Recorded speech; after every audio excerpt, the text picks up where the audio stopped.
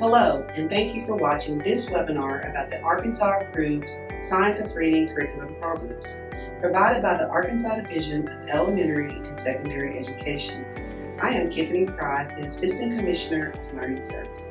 This work is based on the Right to Read Act, amended by the Arkansas Legislature in 2019, which required that by the start of the 2021 school year, the department shall identify and create an approved list of materials, resources, and curriculum programs for school districts that are supported by the Science of Reading. To that end, the journey to review programs started in October 2019 with K2 literacy and continued in January of 2020 with a call for 3-6 programs.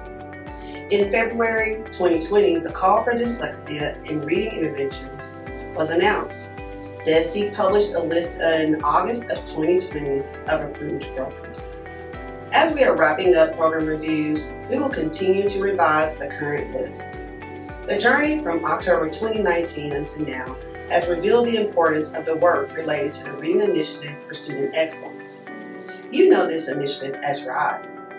With the approved reading curriculum, the goals to sharpen the focus and strengthen instruction, create community collaboration, and build a culture of reading have continued to be elevated. Through the work of reviewing programs, it became apparent that there was a need to clarify program types. So, program definitions were clarified in collaboration with local and national experts. Programs are categorized as core, supplemental, or intervention programs. A core program is aligned to the Science of Reading and promotes systematic and explicit tier instruction, and is designed to teach grade level standards. Instruction is designed in part for whole group and small group instruction and leads to differentiation. Materials in a core program are designed to ensure that all grade level standards are addressed in sufficient depth, breadth, and quality for all learners. A component-specific core program is also aligned to the Science of Reading and provides systematic and explicit Tier 1 instruction. It's also designed to teach grade level standards for one of the 5 components of reading. Instruction is designed in part for whole group and small group instruction and also leads to differentiation of instruction. Again, it's important to note it addresses all grade level content standards. A supplemental program is aligned to the Science of Reading and provides additional Tier 1 instructional support to strengthen a core program. The program meets criteria to support and extend the critical elements of core instruction for one or more of the 5 components of reading. If a student needs support beyond what the core program provides, schools may elect to use a supplemental program to reteach and provide additional practice so that the student meets the expectations of grade level standards. An intervention program is aligned to the Science of Reading. It's explicit, direct instruction, it's systematic, sequential, and follows a logical plan focused on a targeted area of reading development. Intervention is primarily provided in a small group or one-to-one setting.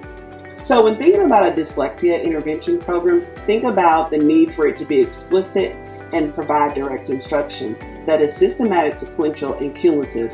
It should follow a logical plan of presenting the alphabetic principle and target the specific needs of the student without presuming prior knowledge or skills for that student. Intervention should be offered in a small group setting. As you think about each program type, keep Scarborough's rope in mind. This research-based model of reading provides considerations for content and instruction.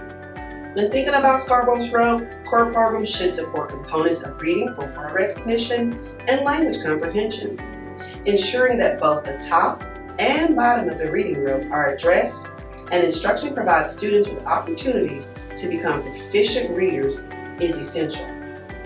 When thinking about supplemental programs, Scarborough's rope denotes the importance of addressing the strands of the rope that need additional instruction and practice.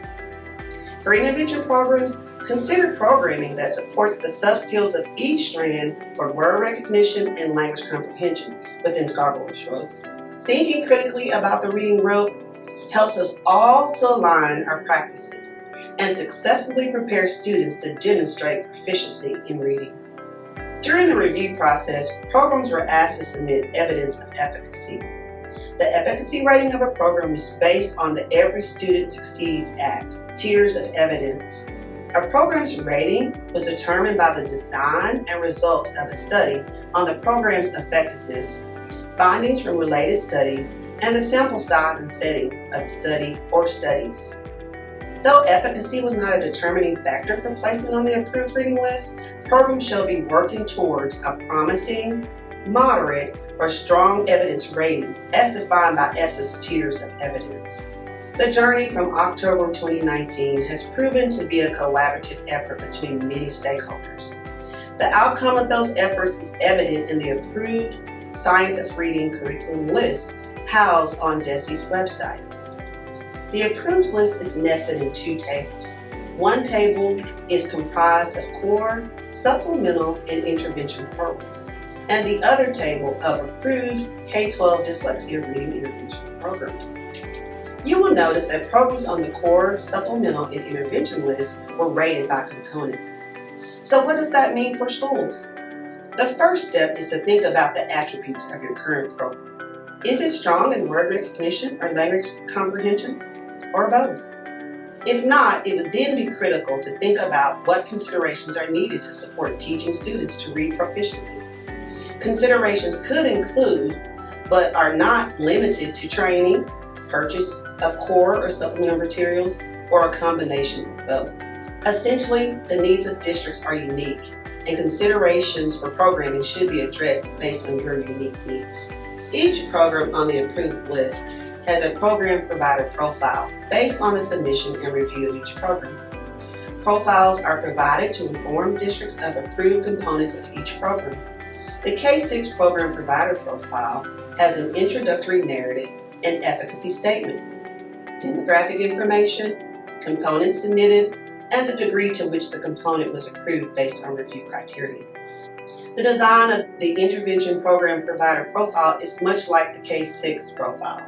It differs as it highlights content and instructional considerations by component, as most intervention practices target specific skill deficits. The K-12 dyslexia reading intervention curricula are provided by program. Districts will need to consider the presence of essential criteria or the lack thereof for each component in the program to ensure that dyslexia interventions are provided as required by law. As we think about the approved list of reading programs, there is a direct connection to program types and tiered instruction to meet the needs of all learners. Core instruction, also known as Tier 1, addresses the needs of all students.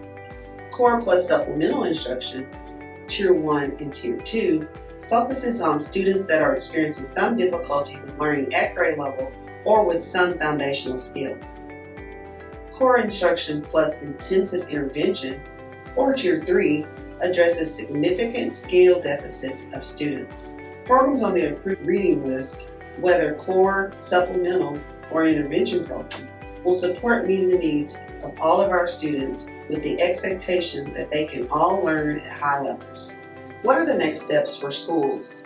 Focus on coordinating efforts to enhance instruction and intervention by meeting expectations of Arkansas laws, determining the need for training and coaching, and developing resources and tools. Thank you to everyone that contributed to the work to provide a list of approved materials, and thank you for watching this webinar. If there are questions, please feel free to contact me.